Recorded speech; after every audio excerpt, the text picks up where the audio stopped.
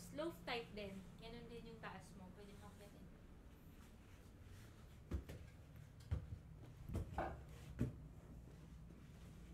Pwedeng 2, ano siya? Yan. 2 beds. Yan siya. Pwede mo siyang lagyan ng partition, sliding door.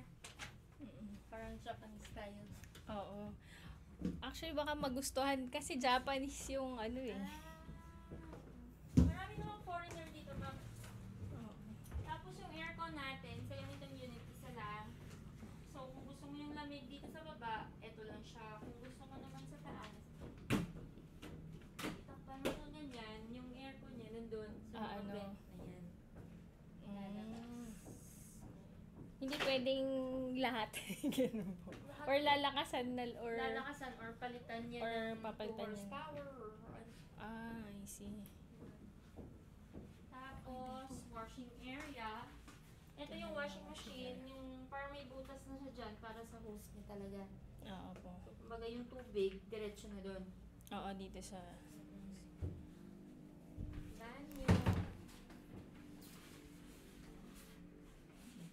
Sa ganitong unit, ma'am, available na sa 6th floor na lang, 2.